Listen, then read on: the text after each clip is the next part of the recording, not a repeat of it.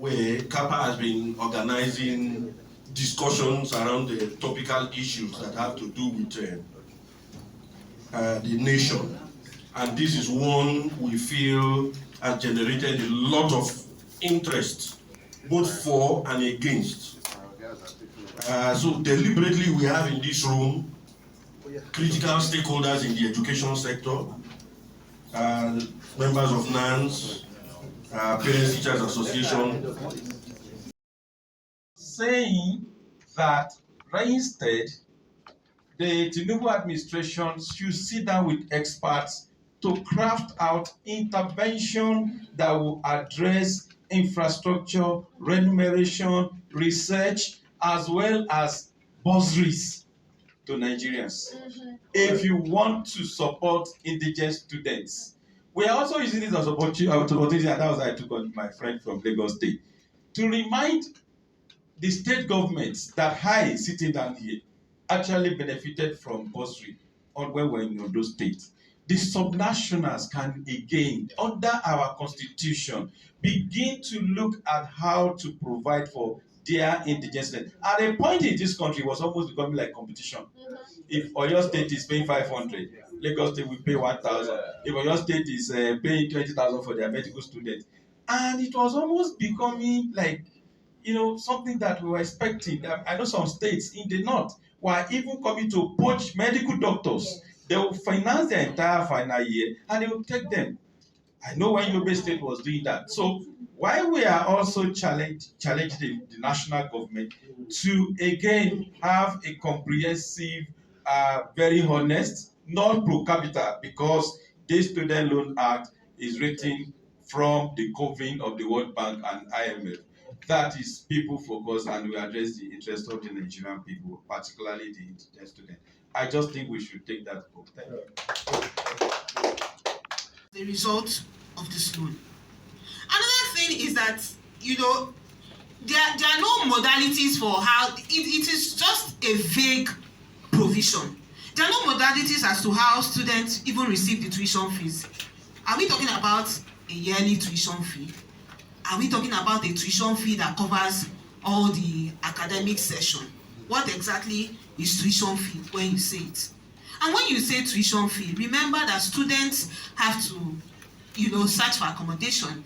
You have to get other things that enable them function properly in school. This loan does not cover it. It just covers tuition fees. Meaning that the poorest of the poor, or even middle class, or even anybody, still have to fend for themselves when it comes to surviving in a school environment. Now, we think that the guarantor system reinforces social inequalities, and you can find the guarantor system under section 14C of the Act. How are you trying to, make education affordable for poor persons? And you are saying that a criteria. Okay. Let me just make the point that we can all do a bit of study. Check Human Development Index by country, which is basically a function of access to education, and check livability of countries. How livable a country is. Some of the most livable countries today are Denmark, Finland, Sweden, and co.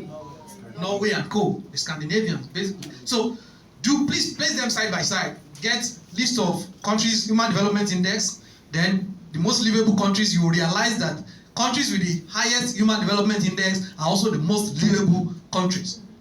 Because people have access to higher education, the country become livable, the society become livable. So with that understanding, you will see that education is not a commodity that you should trade, take 5 naira, then give me education. It is a social service that has to be made available and accessible to every member of the society. You want to develop, give education to the people. Thank you very much. Don't deceive them.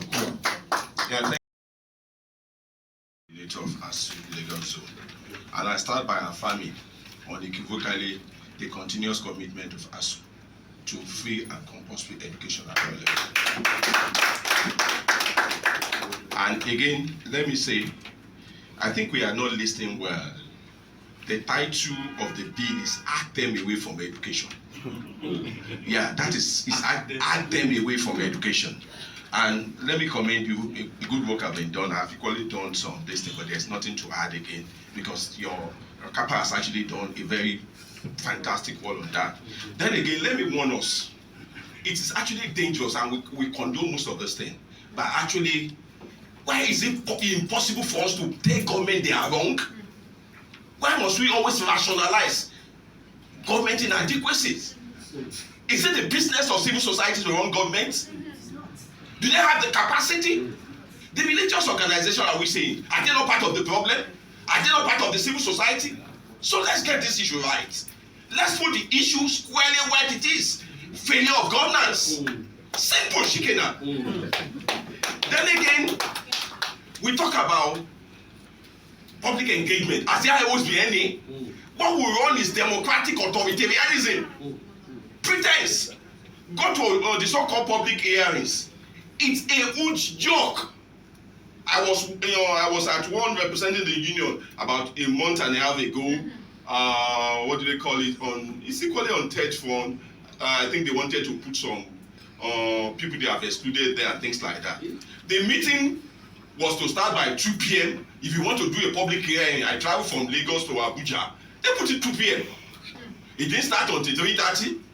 They gave 5 minutes for those who will talk. After the first person, they say you only have 1 minute. What are we talking about? So where is the engagement? There has never been and there will never be. We must take our destiny into our hand. These people are no representative. They are looters, and we must know. So people are being shut away from education too. And again, thank you again. It's a pretense. There's a pretense that they are doing something. Let's even take it for the purpose of argument that there's an access. Would there be a university or a tertiary education? Go to our universities now. Even before the subsidy removal, I can tell you and quote me, as we speak, almost every week we lose 5 lecturers in Unilag. And it's all over. As we speak, there are many faculties or many departments that don't even have up to 5 lecturers. We can't employ in the universities again. To employ anybody, you must go to meet on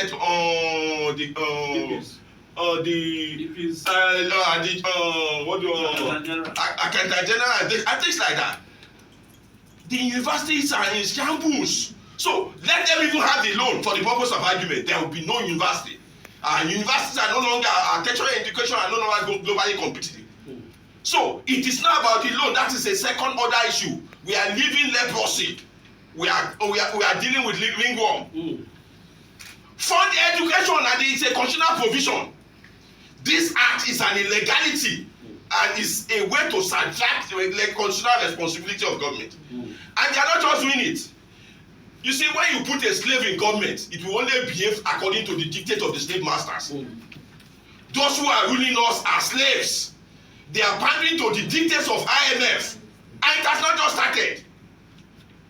Way back in 2000, they said we don't need higher education.